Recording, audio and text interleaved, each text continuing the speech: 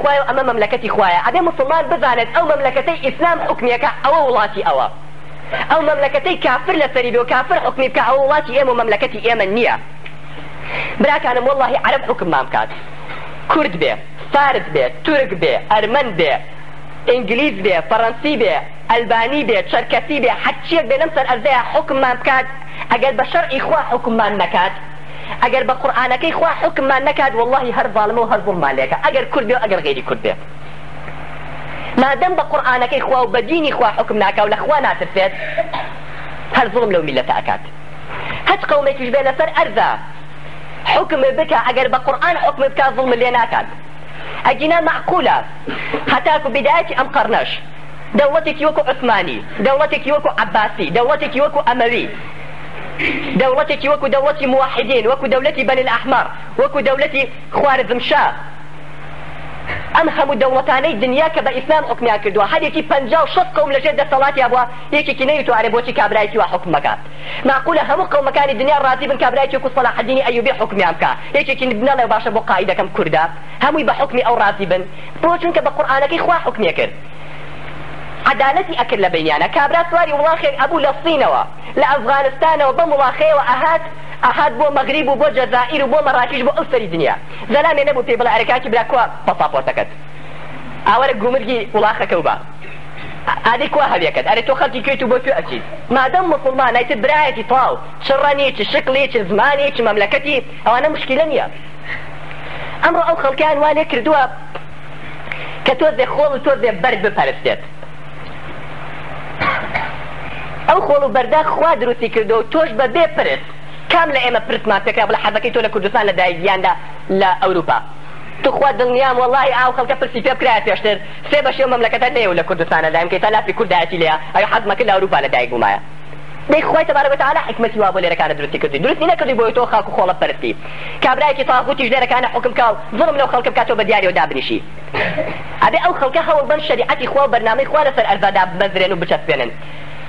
ئەجینا زوڵم لەسەر ئەرزا پەیا ئەبێت. ئەو عیبادەتە گەورەی کە ئیمامی عەلیش ئەفەرمێت هەچ قەومێک وازی لێ بێنێ، هەچ قەومێک تەرکی بکات ئیلا خوای تەبارەک وتەعالا ذەلیلیانەکە کە ئەویش جیهادە، بە هیچ شێوەیەک ئەو جیهادە دروست نابێ و بەرپا نابێ و ناکرێ و بەرهەمی نابێ هەتاکو هیجرەت نەکەی. هەتا موسڵمانان هیجرەت نەکەن، مجتەمەعێک کۆمەڵگایەکی بچووکی ئیسلامی بۆ خۆیان دروست نەکەن، نەفرەتی خوا بەسەریانە دانابارێ و جیهادیش دەست پێ ناکە. سیرکەن براکانم،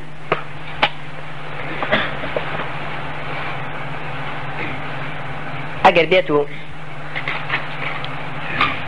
1000 نەفەر لە شارۆچکەیەکە بتوانن لەو شارۆچکەی خۆیانە قورئانەکەی خوا تەطبیق بکەن،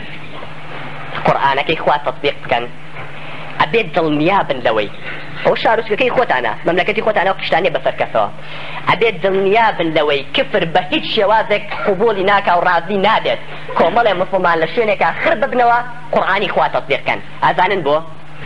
چونکە ئەو کۆمەڵگا بچووکەی کە ئەو 1000 کەسەی کاژی ئەبێ بە بلادکتۆرێک لە شەوی تاریکی نوتەکی دنیاە دا ئەگرسێ هەموو عالم ئاوەسەیەکە کە بینیان ئەم خۆشی و عەدالەت و حەق ئەوە تا لەو شارۆچکەیە لەو مەملەکەتەیە بینیان ئیسلام حکم کات چ عەدالەتێکی تایە، ئەبینن بە چای خۆیانە لە مەملەکەتی ئێمە چ دزی و چ جەردەی و چ کوشتن و چ بڕێیەکەی، بەڵام لە شارۆچکەیەکی ئەم کوردستانەیە حەزەکەی سیارەیەک دانێ یەک دانە هەفتە لەو سەرجادەیە زەلانێک نایە بڵێ ئەمە سیارێکی یاخود تەماعیەوە بگرێ بیبات دوکانەکەت دامەخە بڕۆ نوێژەکە و کە زەلانێک نایارێ بڵێ کاکی برا ئەوەش دوکانەکە کەسی تیانە با مشتێکی لێ بدزم، خەڵک لە خۆی ئەمێن دردێکی تیانە بێ جەردەیەکی تیانە بێ، ئەبێ خێرات چاکوشێکت بگەێنێ و سەری ئەو کۆمەڵە پامکەنەوە بۆی ئەو نەوعە فکرێ ئەو نەوعە بەرنامەیە ئەو نەوعە مجتەمەعە بەرپا نەبێت و دروست ببێ و خطە و نەخشە و بەرنامەکانی کفر تێک بات. یعنی کە کفر وازی لەو کۆمەڵە مسڵمانانە نەهێناوە لە ناو ئەرزەکەی خۆیان باسی خوا و پێغەمبەر و ئیسلامەکەیان کەن، ڕێگەی پێ ناون بڵێن لا ئیلاهە ئیلا الله، بڵێن یەک خوا هەیە و ئامانەی کە هیچی خوانین هەمووی درۆن، هەبێ قانونی خوا تەطبیق کرێ، کە کفر ئەوەی لە قبوڵ نەکردن لێیانەیە تەعذیبیانەیە جوێنیان پێیا سجنیانەکە لێیانە کوژێ مەجبوور ئەمانیش هەستن هیجرەت کەن، کە هیجرەتیان کرد وازیان لێنێ نە بە هیچ شێوەیەک سنەتی خوا وا نەبووە لەگەڵ مسڵمان هیجرەت کا و کافریت بڵێ الحەمدولله لە کۆڵم بووە ئەم جەماعەتەمان تیا بوو لێمان ببوون بە سەرەتان باسی خوا و دین و پێغەمبەر و ئیسلامەتیان نەکرد ئەوەش کورد لێمان دوورکەوتنەوە لە کۆما بوونەوە بۆ وازن لێ نانێ اینجا دوای ئەوە کێجەکەوتە کەوڵی ئەڵێ ئەمە هەموو کۆ ببنەوە لە یەکتر وەڵاهی ناوسمانە خۆست بینێ ئێمەش ڕاماڵۆ نە لەکوێ کۆبوونەتەوە باسم سەریان پاکەمەوە ئەمە سنەتی خوایە. یەکسەر جێش کۆکەنەوە کفر یان پەلامار دێن بۆ ئەوەی خۆت نەگری لەو جێگەیە کە هاتن پەلاماریان ناید مەرحەلەیەکی تر دەست پێکە کە ئەویش ئەوەیە خوای تبارك وتعالى فمن أذن للذين يقاتلون بأنهم ظلموا وأن الله على نصرهم لقدير. أو كثاني كين شريان لقلاكن على من إذن من بعوانش دفكن بجهاد حتى نشيت هجرتك نكيت نروي مملكتي كفر بجنيالي مجتمعك وكوملقايك بسوك إسلامي دروز نكي خوای تبارك وتعالى رقي جهادنا بتيغمروا بصحابة كاني چونکە ناکرێ برام دەفەرمودەی هەسە لەناو شارێکە لەناو مەملەکەتێکە کە کفر حکمی بکاتۆش هەمووی 50 مسلمانی بە سزمان دەبڕۆ دەی جیهادی لەگەڵا بکات وەڵا بە سەعاتێک هەر هەمویانە کوژن و قەتوعانیەکەن. سنەتی خوا وایە لەم کەونەیە ئەبێ ئەسباب تەهیئەکەیت حاضریکەی بۆ هەموو شتێک بە شێتێتی و بە هەڵەشێتی و بە هەرزێتی نابێت. وەکو چۆن دینی ئیسلام بە دوعا نایەتە سەر حکم شەرعی خوا بە دوعا نایە دیگنا پێغەمبەر صلی الله علیه و سلم هەر دوعایەکی لە کافرەکانە کرد و عیبادەیەکن و خۆی هاتە سەر حکم ئەبێ خوێن و فرمێسکی لە پێناوە بڕێژیت ئەو خوێن و فرمێسکەش نابێ بە هەڵەشێتی بێ تۆ هەر یەکسەر هەستی تو ئازاری کە جیهاد و هەر کافرێکە دی و سەری پانکەیتەوە هەچ کافرێکە دی و فیشێکی پێوەنەی بیکوژیت ئەبێ بەو شێوازەدێک کە خوای تبارك وتعالى نەخشەی بۆ کێشاوە بەو شێوازەدێک کە سیرەتی پێغەمبەر و سەحابەکانی سەڵات و سەلامی خوای لەسەر بێ لەسەری ڕۆشتون ئەبێ لە پێشا کۆمەڵێکی ئیماندار دروست ببێت کە ئەو کۆمەڵە دروست بوون کفر شعوری پێکردن محارەبەیان ئەکات کە محارەبەی کردن و لێیان ئیتر ئەوان بە ناچارێ بێ ئەو مەملەکەتی کفرە بەجێ بێڵن بە دوای مەوایەکە بە دوای پەناگایەکە بگەڕن ئیتر ئەگەر شاخە ئەگەر شارێکە ئەگەر دێیەکە ئەگەر وڵاتێکی ترە داڵدایان بات و بتوانن لەوێ شعائری دینەکەی خۆیان جێبەجێکەن. ئەو پێغەمبەر صلی الله علیه وسلم چونکە ئەیزانی جیهاد چ فەرقێکە ئەیزانی کافری مەکە ناڵن لەناو مەکە دینەکەی خوا بەجێ بگەێنێ ئەوە تا تاریخ بۆمان ئەگێڕێتەوە حەدیث بۆمان باز دەکات الله پێغەمبەر صلی الله علیه وسلم هەرچی ڕێز عەشرەتێ هەرچی کەسێک لە عەشرەتێکی ترۆ هاتە یەکسەر و چوو بۆ لای ئەیوب بەنی فلان عەشرەتی فلان من پێغەمبەری خوا من محەممەدم خوا کردومی بە پێغەمبەر ئەم گرنە خۆتان دیفاعم لێ بکەن دیفاع لە دینەکەی خوا بکەن خوا سەرکەوتنی دنیا و بەهەشتی قیامەتان باتێ یەکێ گاڵتەی پێکرد یەکێ جێنی پیاە یەکێ بە باشی ڕدیایە و بەس بەخوا ناتوانین بەزمەی تۆ پێمانە گەڕێبان کوشتن و شەڕی تیاگاکەمە شەڕی قوڕیشمان پێ ناکرێ تیا بوو تاکە مسلمانە بوو نەیوێرە حتى واي هات پێغەمبەر صلی الله علیه و سلم مجبور خوی مکەی بەجێژە چوو بۆ شار و شارچکەکانی کات چوو بۆ لای خەڵکی طائف بۆ لای ڕێک عەشرەتەکانی وتی من پێغەمبەری خوام داڵدەم بن لەسرم هەڵبەنێ دیفاع لە دینەکەی خوا بکەن خواتان کا بەسەرکردەی هەموو دنیا ئەوە بوو مناڵەورتیان شوێن خست مناڵەورتیان شوێن پێغەمبەر خست صلی الله علیه و سلم لە تەقی سەر و تاکوبەری پێیان کرد بە خوێن ئەبێ ئاوا هەوڵ بە سەرکردەی مسلمانان قیادەی مسلمانان ئەبێ سەری خۆی بکا بە هەموو کولوکەلەبەرێکا لەبەر خاتی ئەوەی بتوانێت مەوایەک داڵدەیەک پەناگایەک بۆ ئەو مسلمانانە تەرتیب بکا ئەینا ئەو قیادە مسلمانانە خائینە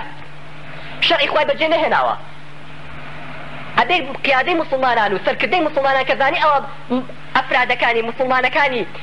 ژێردەسی تەلەبەکانی واتیان کەوتون و قەتوع عامیانەکەن خوێنیانە ڕێژن نابێ بەجیان بێڵی بۆ کفرە هەر هەمیان سەر بڕن و کوماڕ ئەبێ خەفەتێکیان لێ بخۆی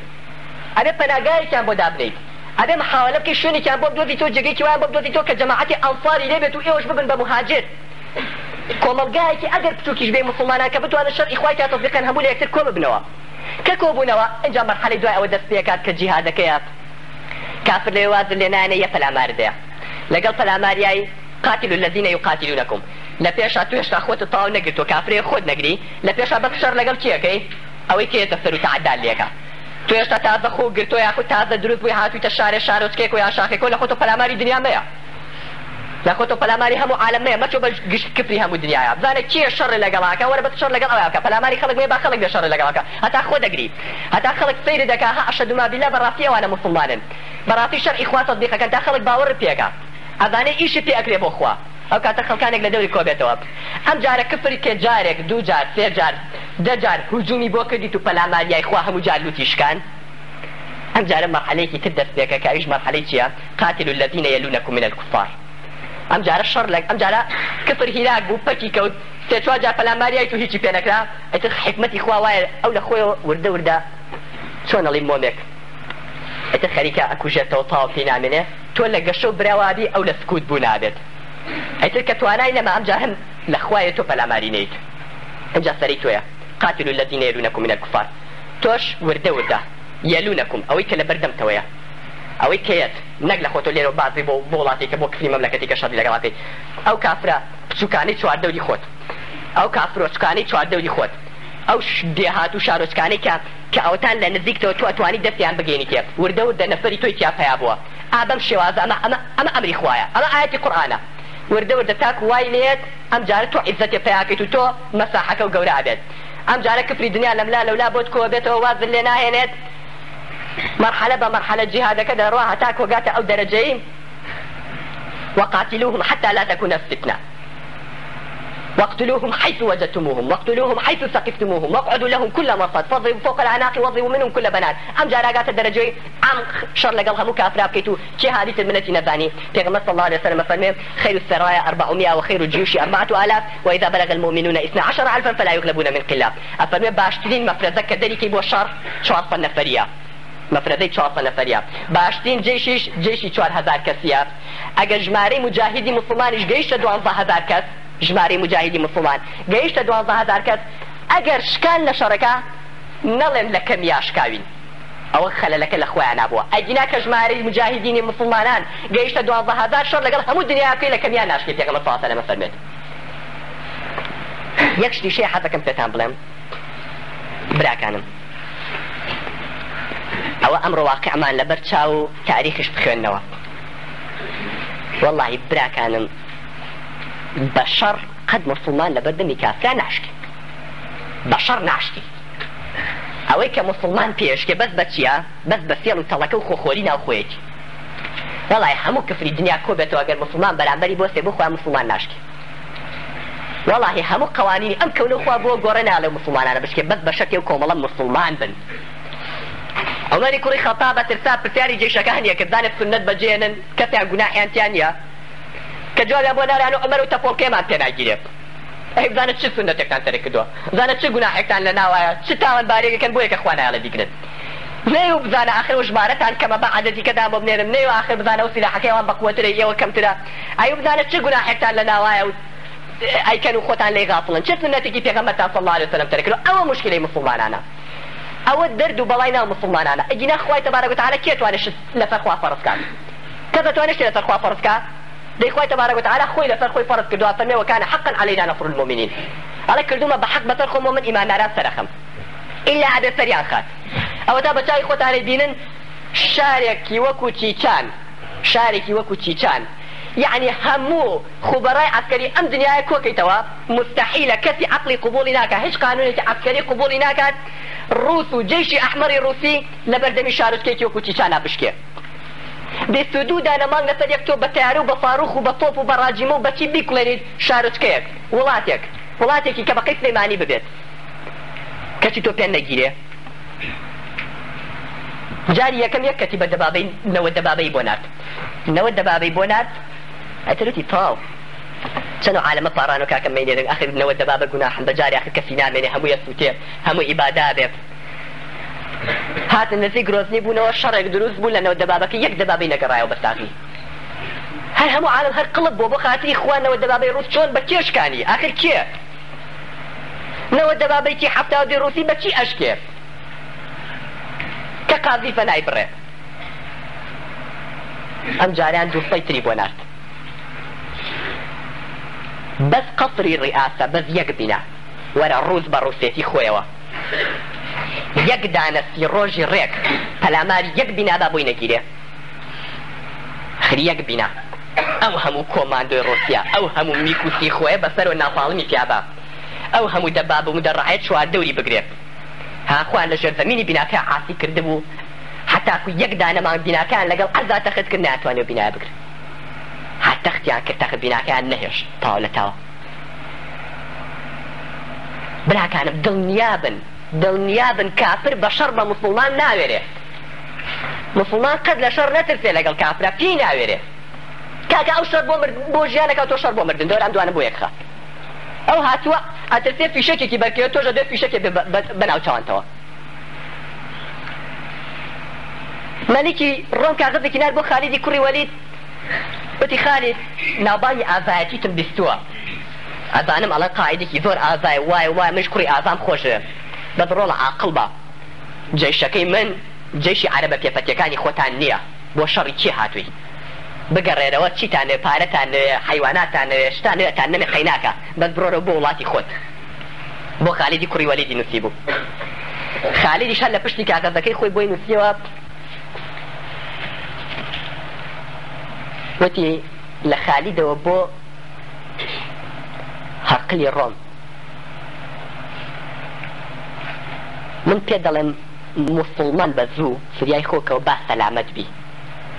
ئەدینا قەسەم بەڕم بالعالەمین پیاوانێکم بۆ هێناون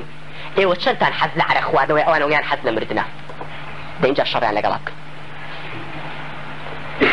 قواتی ڕۆم لە یەرموکە 210,000 کەس بوون ژمارەی موسڵمانەکانی 41,000 کەس بوو دەوری 3 دانە مانگ بەرامبەر یەک وەستا بوون هەر مناوە شاد بوو لەبەر ئەوەی جێشی موسڵمانەکان قائیدێکی موحەدی نەبوو خالیدی کوڕی ئەبوو سوفیان لەلایەکەوە و ئەبوو عوبەیدەی جەڕاح لەلایەکەوە ئەمری کوڕی عاڵ لەلایەکەوە و کەسیان بە قائیدەتی کەسیان بە ئەمیرایەتی کەسیان ڕازی نەبوو لەبەرەوە 3 دانە مانگ بەرامبەر یەک وەستان ڕۆمیش نەوێرا پەلاماریاننا هەر لە هەیبەتی موسڵمانەکان ڕۆم نەوێرا پەلاماریاننا بەڵام ئەمانی چونکە قیادەیان نەبوو چونکە خۆیان هێشتا تەواو یەکلا نەکردبووە خوا سەرکەوتنی نایانێ خالیدی کوڕی وەلید هات زانی ڕیزی موسڵمانان یەک نەبێ خوا بەرەکەت و نەسرەت بەسەریانە دانابارێنێ زانی خەلەلەکە لە کەمیەکەی ئەمانانە نییە لە کەمی موسڵمان و لە زۆری ڕۆما لە کەم سلاحی ئێمە و لە زۆر سلاحیوانە خەلەلەکە لە خۆمانایە بۆ یەکە هات هەمیانی کۆکردەوە بڵێ چی باشە وتی بەڕاستی هەموو پیاوی چاکن و هەمووشتان لە من چاکترن بەڵام کەیتر هەرێکە بۆ خۆی قائیدی جێشەکە معقول نێمە ئەوە شەڕمان لەگەڵ ئەو ڕۆمە یەک پارچ و یەک جێش و یەک قیادەیە بۆ ناکرێت بە ئێمەش موحەد بین لەبەرەوەی کەسیش بە قائیدێتی کەس و بەسەرکردێتی کەس ڕازی نییە کاکی براوەرە خۆمە هەموو موسڵمانین قەیناکە مادەم شەڕان ڕۆژێک تۆ قاید بۆ ڕۆژێ من و ڕۆژێ ئەو ڕۆژێ ئەو چەند ڕۆژانێکی ئەو ڕۆژە بایەکێکمان ئەمیر بێ ئەوکانی تر لەژێر دەستی ئەوا بن وتیان جا زۆر باشە ڕازین هەموو ڕازین کاکی لەبارێکە ڕۆژیەکێ قاید بێ مادەم هەموو بەرمانەکەی خۆشەڕ زۆرە خایەنێ بە هەر ڕۆژەیەکێکمان قاید بێ ئەوکانی کە لە بەردەمی ئەنی بێ هەمووشی پرسوڕا بە یەکترەکەین ئێوەتی باشە بەس یەک داواکاریم هەیە وتیان چییە وتێمێ ڕۆژ یەکەم من قایدم خالید کەتەی باش مادەم سبەی نێمەش قایدە من قەیچێکە با ڕۆژ یەکەم تۆ قایدی نەی وەڵای براکەم بۆ ئێوارە شەڕ تەواو بوو بۆ ئێوارە 210,000 جێشی ڕۆم تەفرت و نابوو شەڕ یەرموک تەواو بوو ڕۆم ئیبادە بوو موسڵمانان بە سەرکەوتووی هاتنەوە باشە بران یەک ڕۆژ یەک ڕیز بن موسڵمانان یەک قاید بن خلاف نەمێنێ لە بینیانە جێشی کفر تەفنیشە بێ هێک ئەوە ئەمە لێرە 41,000 کەس ژمارەی موسڵمانەکان خۆ لە شەڕی مؤتەیە لە شەڕی مؤتەیە 200,000 جێشی ڕۆم هاتبوو 100,000 جێشی خاصی ڕۆم 100,000 عەرەبەکانی مەنتیقەی سووریا ئەمانە کە کۆیان کردبوونەوە موسڵمانە فەقیرەکان نازانی لوتیان لەبێ بە لوتی ئەمەوە 3,000 کەس هاتبوو 3,000 نەفەر دەی شەڕێکیان لەگەڵ کردن ڕۆم گەڕایەوە دواوە شەڕێکیان لەگەڵ کردن 3,000 چوون بەگشت 200,000 ئەخە ئەمە بە چ قیاسێ بە چ مەنتیقێک قایدی یەکەمیان زەید بوو شەهید کرا دووهەم جەعفەر بوو شەهید کرا سێهەمینیان عەبدوڵای کوڕی ڕەواحە بوو شەهید کرا دوایەوە خالیدی کوڕی وەلید بوو بە قاید 3,000 پێبوو نێزانی چی لێ بکات 3,000 چۆن کا بەگشت 200,000 هەر وەکو نوقتەیە وا بوو لەناو بەحرێکە چۆن شەڕیان لەگەڵا بکات پێشتریش اجتیماعیان کردبوو قەراریان لەسەر ئەوەیە بوو کاکی برا